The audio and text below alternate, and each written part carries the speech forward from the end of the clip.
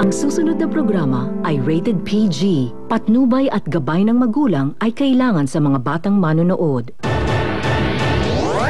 Isang magandang Huwebes ng gabi po sa inyong lahat mga kapatid. February 23 at syempre ito pa rin po ang Juicy.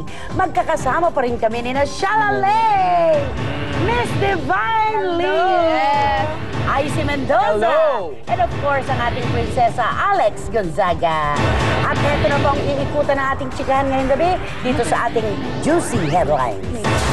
Walang labis, walang kulang. Siksik na siksik ang intrigahan. Hatid ang mga isyong ating pakakatutukan. Marian Rivera, priceless raw ang pagmamahal na alay kay Ding Dong Dantes. Janice de Belen, may hinanakit pa rin daw kay John Estrada. Bagong lalaki sa buhay ni Ay de las Alas. Mahigit 20 years ang agwat. Magkakapatid na Richard, Raymond at Rufa Gutierrez. Dead malang sa patotsada ni Nadia Montenegro. Kapatid actor Edgar Allan Guzman, proud sa kanyang box office hit movie. Cesar Montano, pinagamit sa anak na si Diego ang apelyido sa bago nitong pelikula. Ogie Alcacid, excited sa pagsasama nila ni Eugene Domingo sa isang pelikula. Eugene Domingo, suportado ng mga tagahanga sa kanyang pagkakanomina ng Best Actress sa paparating na Asian Film Awards. At Ann Curtis, sinagot na ang isyong pagkukumpara sa kanila ni Angel Locsin.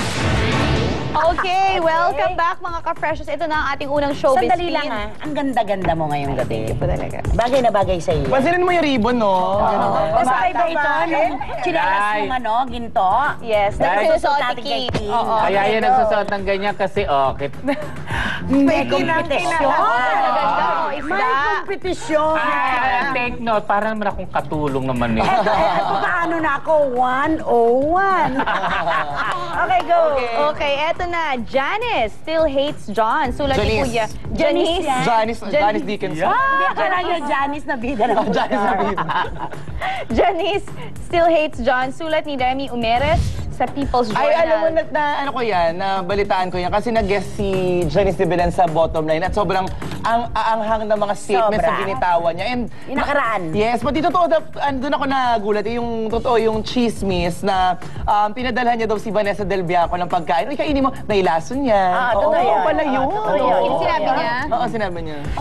Yung mga ganun kasing kwento, hindi agad-agad maaalis sa puso ni Janice. Kasi yun ang pinakakasagsagan ng tindi ng ginawa sa kanya. Pero may maganda rin na maginawa si Jan kasi ito na sumusuporta naman din sa mga anak.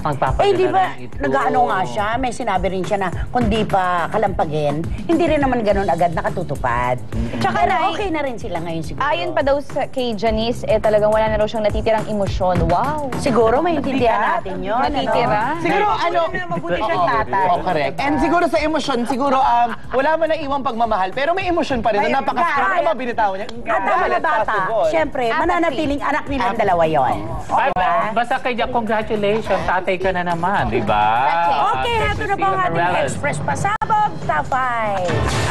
Express Pasabog Top 5. Edgar Allan Guzman, proud sa kinita ng Unofficially Yours. Yes, it's official. Dahil isa ng certified box office hit ang pelikula nina John Lloyd Cruz at Angel Locsin. Dahil as of the last counting, ay umabot na raw ng mahigit 100 milyong piso ang kinita nito. Kaya naman proud na proud ang buong cast and crew nito, lalo na ang kapatid nating si Edgar na ngayon lamang nakasama sina Lloydie at Angel. Nung first day pa lang namin, ang sabi sa akin is 18.5 million yung kinita ng pelikula.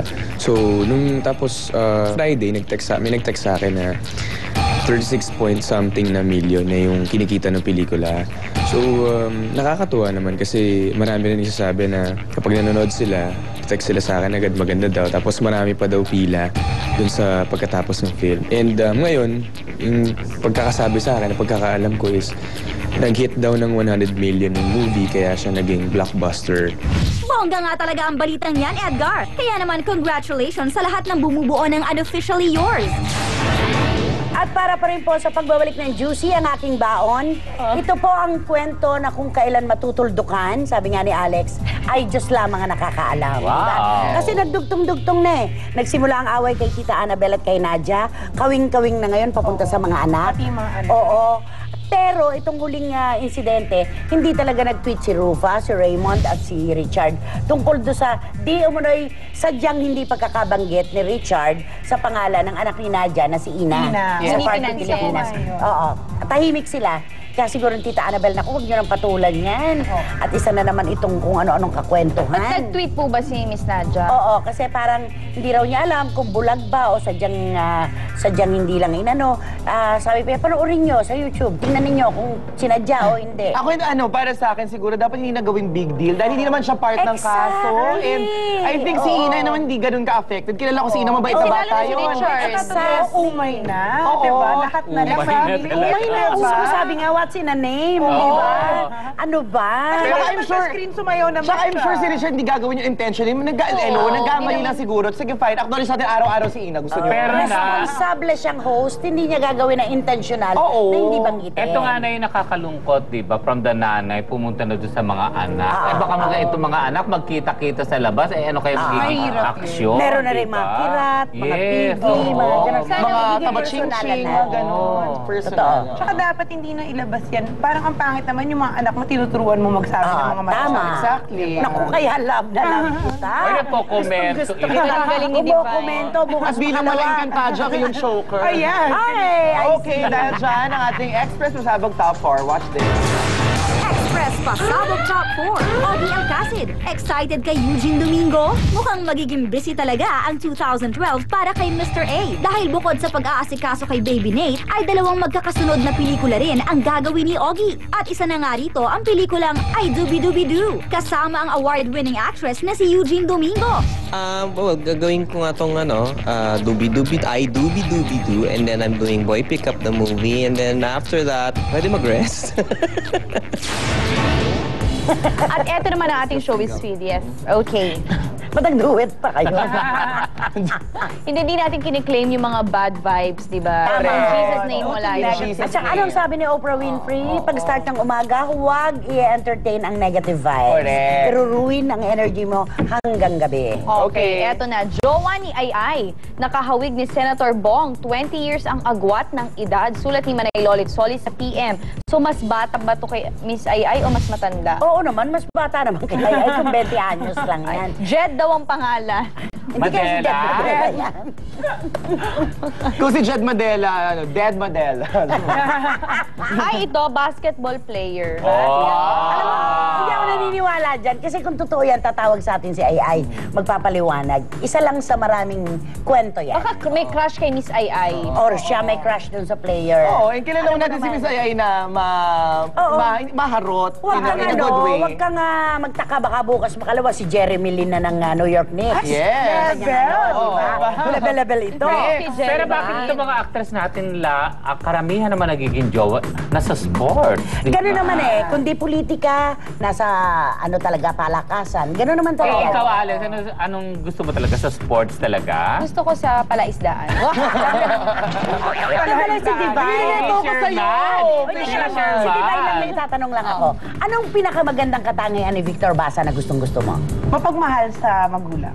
At yun talaga. Ayan ka na naman, maiiyak na naman ako. Mapagmahal sa magulang. Sinisigundahan ko yan ng 1,000 beses. Sobrang marespeto at mapagmahal sa kanyang mga magulang si Victor Basa. Importante Ay, yan nako. kasi makikita mo kung magkakapamilya kayo, ganun din siya. Ang gagawin niya. Oo. Alam ko rin yun. Na-feel mo rin?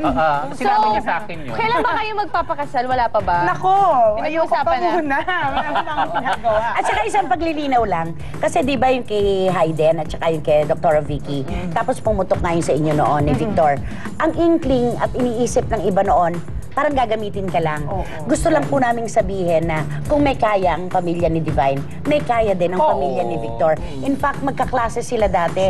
Sa Brent. School, oo. At naku, kung alam nyo lang po kung ano ari-arian ang pamilya ni Victor, siguro sasabihin nyo, baka si Divine ang user. Kasi nakita ko yung relasyon nila. Give and take talaga. Sobra. Kasi Aliw na aliw siya sa akin, komedyante. Ako Walang eh. kwentahan. Akala ko nag-aaral to sa Piatti. Yung look up, young man, look up. Katabi na Realistic Institute. Diba? Ikaw yung At mga walang classmate masama kung mo. nandun tayo, diba? Okay.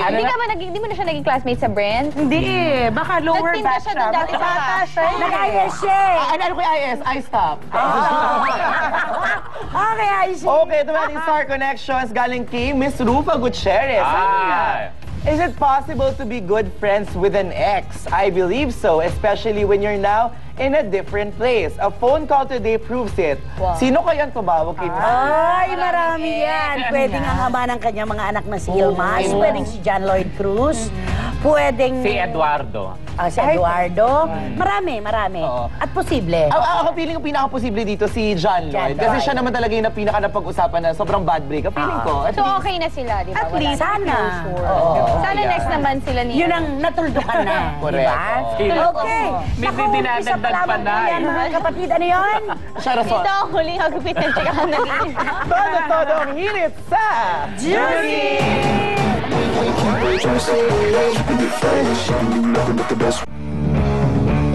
Don't go away. Magbabalik ang Juicy dito sa TV5.